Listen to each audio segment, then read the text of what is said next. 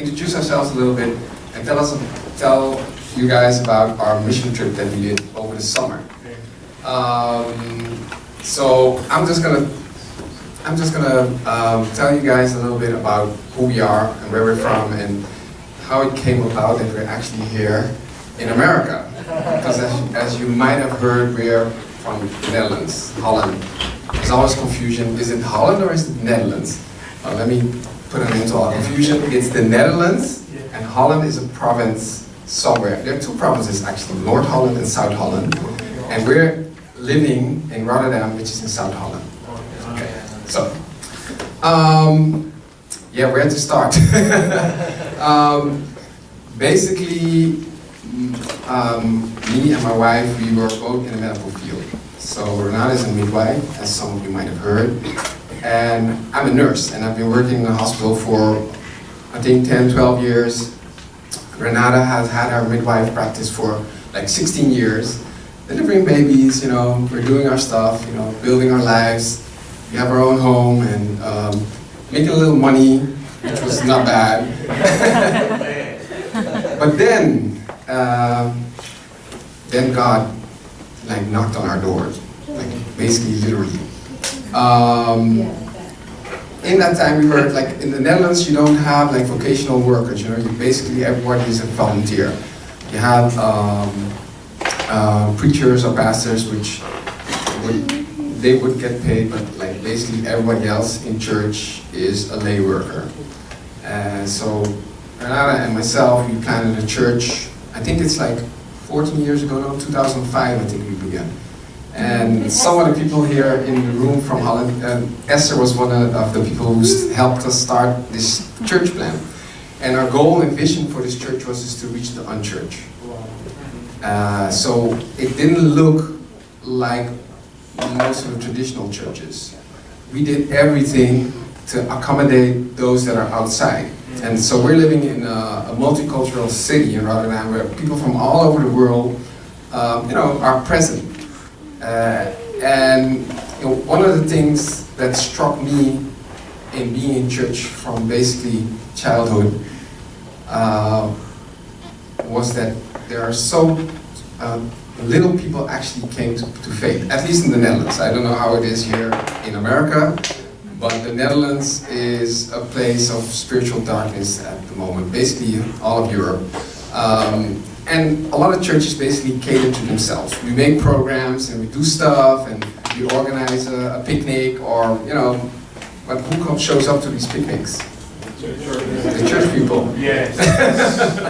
So we started to organize picnics outside, just on a playground, and invited the people who were there. Come and join us, get to know us, and then people would be asking us, who are you guys? What are you guys doing? Well, we're from that and that church, you know, maybe you would like to come over sometime, and you know, stuff like that. So that's the way we made contact, and our church service was a lot of worship, and some people said it's like, okay, you guys don't have much depth because, you know, you're all singing and all that stuff, but we dug into the Word, and we shared the gospel. Because basically, that's what it's all about. Yes. Jesus Christ crucified, Yes. and He rose again. Amen. And by raising from the dead, He gave all of us the opportunity to come in His kingdom and be part of this community. So anyway, we've been doing that for 10 years before God basically pulled us away from our securities, from our jobs, from our life that we had, even from our church. Because as far as I was concerned, I was the elder in that church. We started the church. We were like rooted in the church. So why should I go anywhere? It was running pretty successful. We were growing. We were getting stuff done. We just were able to acquire a building, which was another miracle story I'll tell you about another time. But God had another plan for us. And I know Joey has been talking about hearing God's voice. And I must say, up to that point, I think I heard God's voice on occasion, you know, when we worship or, you know, maybe in a certain situation. But like hearing God's voice and actually doing what He tells you to do when it's very uncomfortable. So basically, the bottom line is, because I don't have time to really go into it, because Renata still wants to share a little bit about our trip, is he told us to give up everything. He told Renata to sell her practice, and mind you, so she's a midwife, she has a company, so she's a business owner. She and 6 other ladies, and this practice is doing real well, and they're making substantial bit of money, and she's one of the owners. So to get out, they have to buy her out. So that's a whole administrative thing with taxes, and what do you call those people that do the accountants and stuff like that?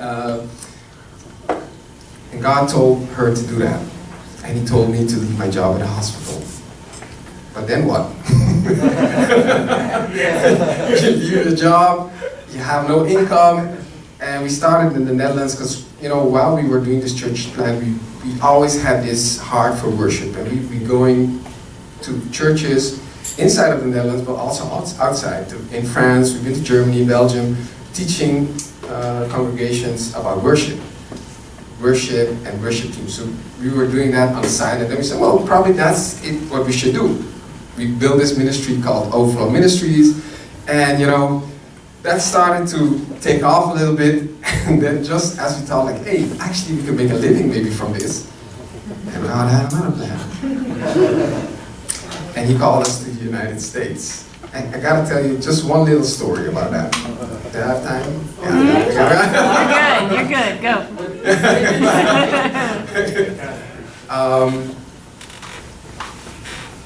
So, you have to get a visa to get inside the United States. It's pretty difficult to get into this country. And we thought, we're from a Western country, it won't be no problem because, Netherlands, it's a rich country, it's one of the richest countries in the world, actually. So we wouldn't have any problem to get inside the United States. Little did we know that there's a bunch of forms to fill out and stuff to do. Anyway, we were invited to come to San Antonio because our church that we belong to had a world conference, and all the leaders from all the world divisions and conferences and whatnot were invited to come and be part of this conference. And Renata, being on the board of the European Union, was invited as well, and I came along. And just before that, we had contact with some people at King's University, Brandon United, Pete Sanchez, because he came to the Netherlands a couple of times. And God had laid it in our hearts that maybe we should come to this King University, because Pete Sanchez said, you guys should come. I think you guys would really be an asset. And we were like, yeah, sure, we have jobs, we're doing this and that. No way we're able to make it.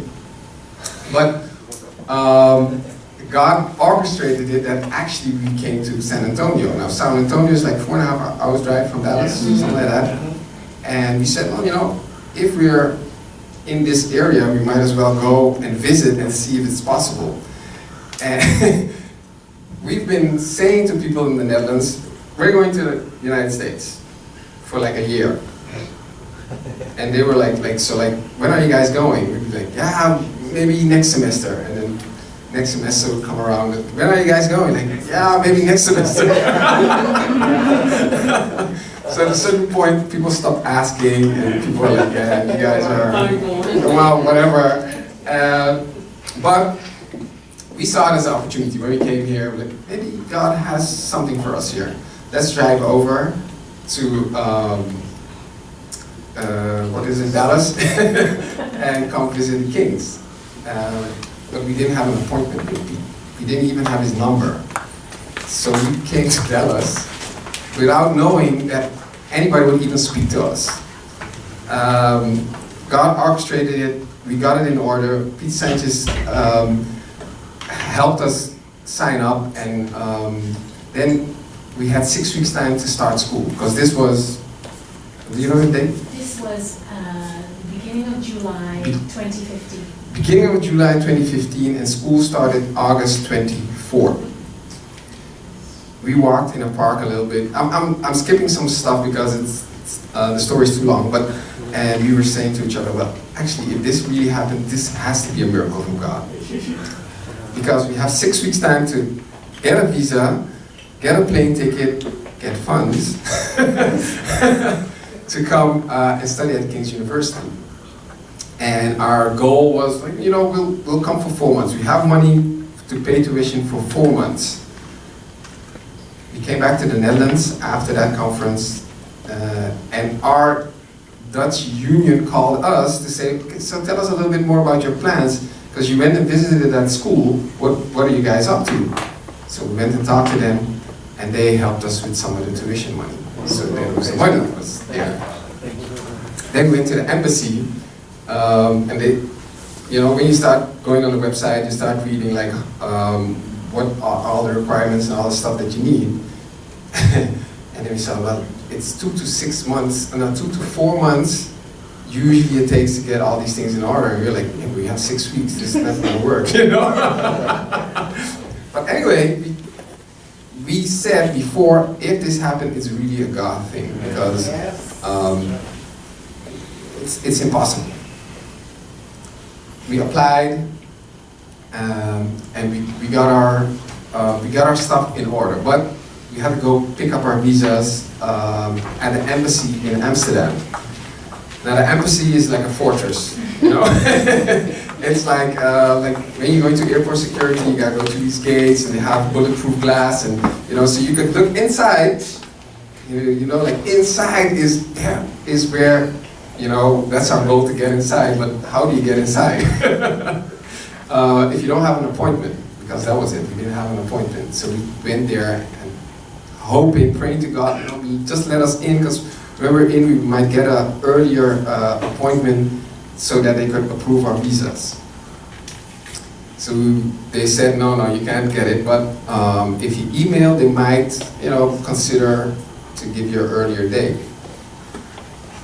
So we went outside on the grass, because it's right across from a park, and we were in the park waiting and like staring down the embassy. Staring to the embassy. You could see the little people inside walking a little bit, like doing all kind of stuff. And we were praying to God, please God, help us to get this appointment, because we have a flight to make. It turned out we had to cancel our flight.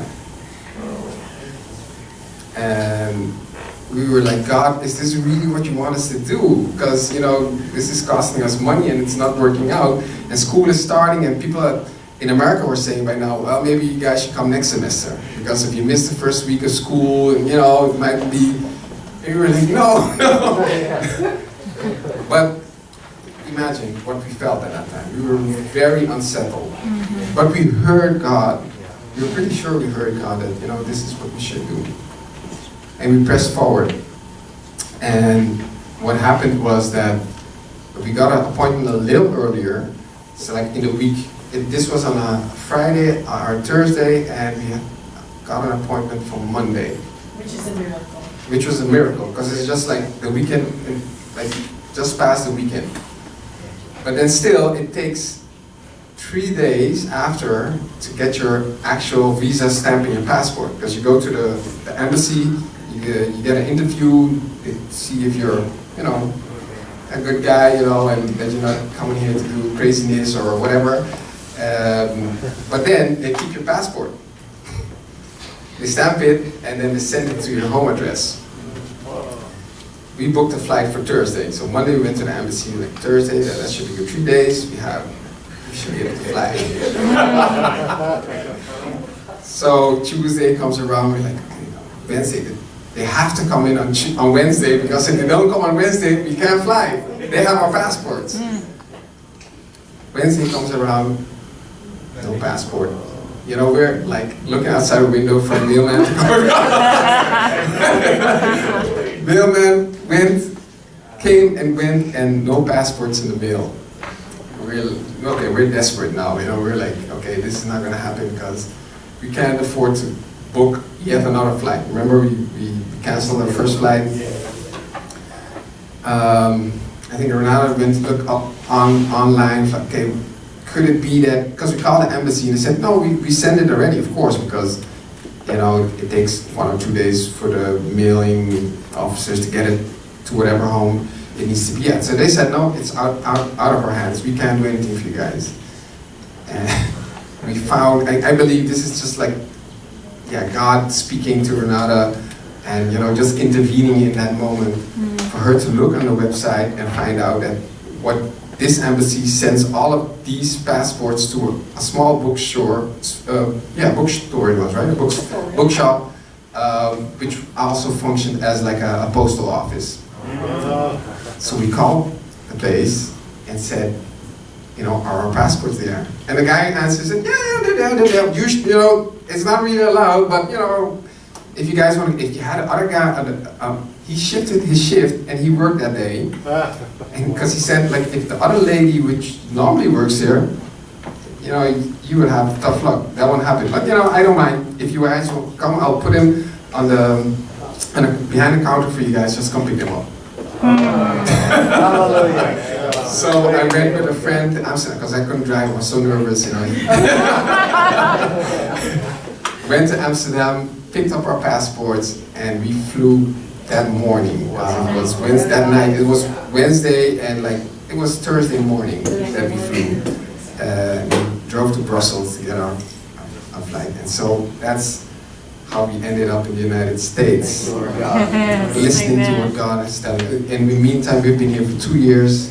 We graduated in May with our AWL program, which is Associate of Worship Leadership, and we're studying further, pursuing a bachelor's in worship leadership.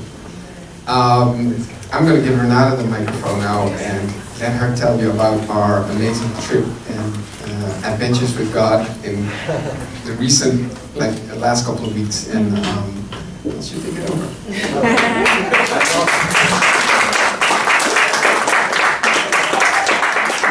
And if you want to remember with us that it's actually this night, coming night, 3 a.m., if you would please wake up, because that's the day 2 years ago that we came to the United States. So if you please, you know, like, set your alarm and just remember 2 years ago we were in there. Anyway, so we graduated, as Stephen said, last May, and we thought, that's it. You know, we're done. God, what do you want us to do? And we had an idea, like, we have a student visa, but on the student visa, you're not allowed to work, but once you graduated, you can work for 12 months in the area that you've been trained. So me, businesswoman, I'm thinking, all right, it's time to make some money now. So we applied for a certain certificate that you need with your student visa. We were ready to do that. And we heard God. And he said, no. This was one of the hardest no of recent history in my life, because we really only had faith for where we arrived at that point. Yeah. And when God said no, working is not what I have for you. I want you to pursue the bachelor's degree, to continue studying, to not only see yourself as a student at the King's University, but to see yourself as a mentor, as a mom and a dad for other students, to help build this program, to share what you know. I don't want to write any more papers, do I? That was a hard no. And then God started to speak to us. This summer, you're going to be off for the summer. But I want you to give the summer to me. What does that look like, God, giving the summer to you? So we prayed and we got silent before the Lord, and we felt that He said, I want you to travel home and tell them about worship and about freedom and about how they are connected. And I want you to travel to Africa and tell them about worship and freedom and how they are connected. We're like, okay. You want us to continue to study. We don't have the money for that. Now you want us to travel in the summertime. How many of you know that that's the most expensive time to travel? And He said, travel with your family. So all 5 of us. We're like, okay, we went for a walk, and we've recorded ourselves speaking to our future selves. Like, okay, it is May 2017, and God is asking us to do this, and we have no idea what's this going to look like. But to our future self, we are right here. Don't know how he's going to pull it off, but we have faith. We're going to agree with what he says. End of the recording. We went home, and we thought, okay, maybe we should start a fundraiser, because we don't have any money. And let's just start a fundraiser and see what God does. At the same time, we got a call from friends of ours who live in Washington, D.C. And they said, oh, you have the summer off. We have a worship event in a park, a beautiful park in Washington, D.C., and we were thinking about you guys, if you would maybe want to come and worship with us. And then Esther, that lady behind the soundboard there, she said, because we had been talking to the Netherlands, to Helga and Esther, like, we want to come and we're not sure how. And Esther said, well, if you're going to be in Washington, check flights from Washington to Amsterdam, because maybe they're cheaper. And boy, are they cheaper. So we're like, okay, maybe that could work. Let's see what they cost. Yeah, that's a lot cheaper. Still don't have it. We woke up on a morning and we were praying for all of this, and I opened my Facebook and I saw a medical mission. Gateway Church is leading a medical mission to Ethiopia, to the lost tribes of Israel. Wow. And I saw it, and God spoke to us and said, I want you to donate money to that mission. Okay, Lord.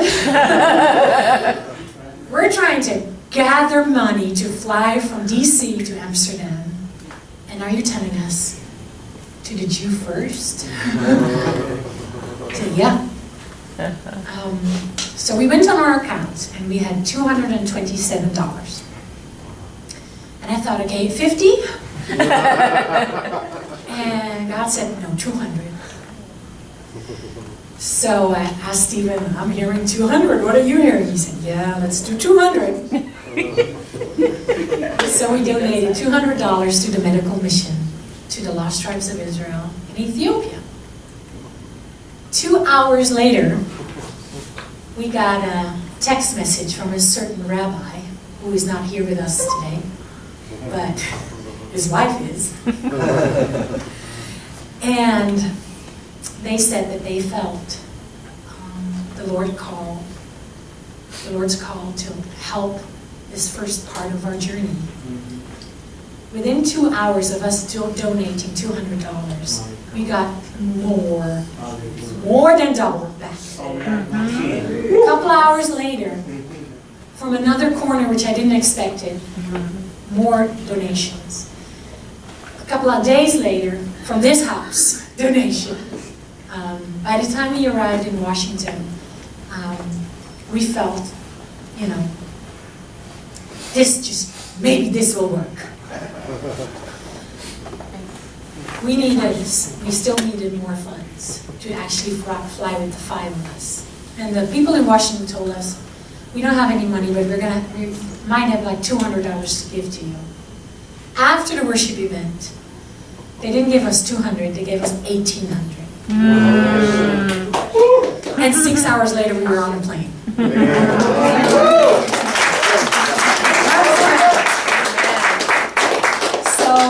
Show you some pictures from the Netherlands because the timing was perfect. God wanted us there at that time.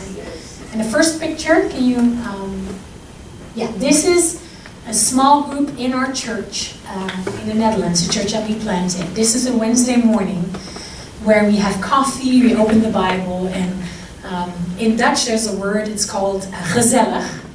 And gezellig means, it's like, nice and cozy, and you just hang out together, and you have coffee, and you open the Word. So this is gezellig, and it's such a powerful morning, Wednesday morning, the middle of the week, and I was able to testify about freedom and about worship and about how they are connected and how we are designed to walk in freedom. And they would ask, as the people in Washington asked, how do you know, how do you hear the Lord? And we were able to share how we heard the Lord. Next picture. We had a conference, a 3-day conference with our church and some visitors to talk about worship and freedom and about hearing God's voice. And now when you hear God's voice, you hear that call. Even when your circumstances don't agree with you, you have the call. We were able to share from our own summer experience. Next slide. Does anybody recognize the background there? It's Shabbat Shalom? Yes! Joey sent us the PowerPoint from the liturgy, and we used parts of it to have a Shabbat evening telling our church in the Netherlands about you guys and about how we felt that this season God has led us here as our own season of To the Jew First, and how we felt that God is doing a new thing in our lives, and we want to share with them. I mean, how was there, Claire? You were there? Not that day. Esther was there, and it was a great experience, wasn't it? Yeah. Next slide. We were able to baptize a girl who we've known for years. She's been coming to our church and taking her jolly time to say yes to Yeshua. And then she heard God's voice telling her, she had like a deal with the Lord. If you do this, if you show me this, that's the time I know that I will be baptized. And God showed her, and then laid it on her heart that I would be there to baptize her. She said, God, they're in the United States. They're not even around. 6 hours later, we were on the plane. So we were able to baptize this beautiful young woman. And so the timing, who knows God's timing, is perfect. Okay, next slide. Uganda. You would think when we have experience with God showing up like this, that we are like giants. No, we're not. When we were in the Netherlands and God was reminding us, you're going to Africa, you're going to Uganda, we were singing the same song again. You don't have any money. How do you want to do this, Lord? And he said, you're not even ready to fly. Why would I give you money? He was right. We were not ready. We didn't have what we wanted to say set out yet. We didn't have our suitcases ready. We were not ready. So we changed our attitude and we said, okay, we're going to be standby, like you're on standby for a flight. Yes. We had our suitcases packed, our stuff ready. Now all that needs to happen, Lord, is you. Yes. We're ready. And he showed up. And we went to Uganda. Next slide. We were able to share worship, freedom, with kids who live on the street. We were able to sing with them. It's a beautiful organization called African Hearts, who provides meals 3 times a week. That's not much, but it's a good start and speaks to them about their identity in Jesus Christ. Next slide. In the corner you see the meals that prepared for them. Yeah. And you see us singing. We brought a little guitar and we were able to sing with them. They also get some medical help because they walk around without shoes. Their feet get wounds and sores, and so they wash their feet and take care of their wounds and tell them about Yeshua. There's so much work to be done, but there's so much goodness already happening. Yes. But the needs are overwhelming. But we were praying as we walked, next slide, as we walked through the slums. These are the slums of Kampala. Next slide. We were praying, God, we can't just be moved by need. We need to be moved by you. Tell us what you want us to do. Tell us what you see for us. This young man, and there are a lot of them, are high on snuffing or huffing glue. Because when they do that, they don't feel that they're hungry. Next slide. Beautiful children. And I'm wondering, where are their moms and where are their dads? Who's taking care of these kids? No one. They take care of themselves. Yeah. Next slide. So, this picture here is something that African Hearts does. So, when these kids who live in the slums are ready to take the next step, so they feed them, they wash their feet, they tell them about Yeshua, they ask them, are you willing to give up huffing glue? Are you ready to enter into another life? And when they say yes, they bring them to another house, maybe their first house they've ever lived in with their own bed. And African Hearts is an organization that then teaches them to wash their face and brush their teeth and get dressed, and teaches them to read and write. And then when they are adjusted to normal, for us, normal life, they bring them to a school funded by a lot of American organizations where they get a very, very good education compared to where our kids go to school. It's excellent. And these kids now have a better perspective of life. They turn out to be doctors and lawyers and accountants and counselors. And this is a beautiful thing, because the best thing is when Africans take care of Africans, when Africans have visions for Africa. So this is one of the projects that really caught our attention, and I really hope that we can travel again, visit them again, and do more. Because one element is missing. Next slide. These are all boys. The girls are not reached yet because they're in prostitution and they make somebody money. So the message of freedom, the message of worship and Yeshua only reaches the boys and not the girls. And God, what do you want us to do? There's so much need. And we feel that God is putting on our hearts to start something for the girls. And there are plans ready. He just has to breathe on it and say, yes, this is the time. Yes. So if you would join us in praying. We don't have any concrete plans yet. We just have this prayer in our hearts. Lord, the girls. The girls. Yes. The girls. Yes. The Yes. girls. Yes. Next slide. This is where I'm going to end. In the end, the question we got in Washington and the questions we got in the Netherlands were the same as the questions we got in Africa. How do you hear God's voice? How do you know it's Him? And we were able to sing with them and explain that when we enter into worship, like we did this morning, and you pursue His heart, He's never silent. He speaks to us. And when we hear Him, and we take that first step, He's right there. He's in front of us. He's behind us. He's got a plan. And I pray that we will have more and more stories to share with you. I pray that this sister here tells me she wants to travel. I pray that we will be able to go with a team from Sukkat Shalom and start working with these girls. Yes. Amen. Yes. Tell them about Yeshua and freedom. Yes. In the name of Yeshua. Amen. Amen. Yes.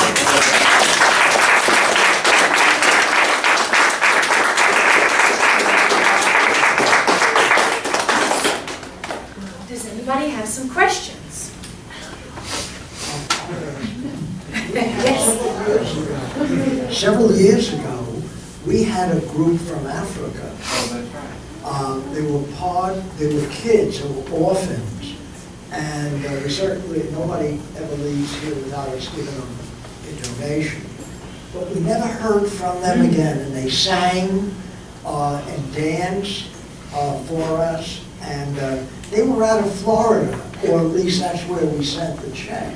And I'm curious if you have any connection at all with them, or you know of them. I'm sorry, I don't. And there is actually a lot of movement between the United States and Uganda. So there are several teams who go and come, and Africans who come here.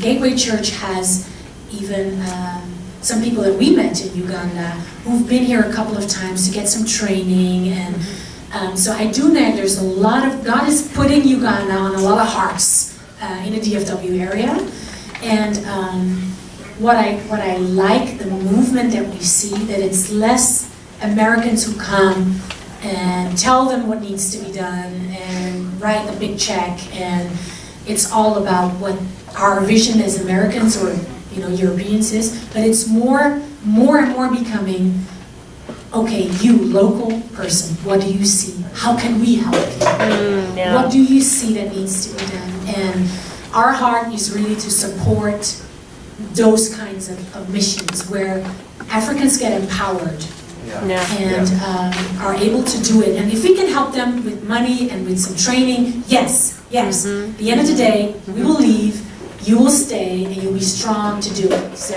Yeah, absolutely. any more questions? Yeah. Man, this is fun sharing with you guys. Thank you. Thank you.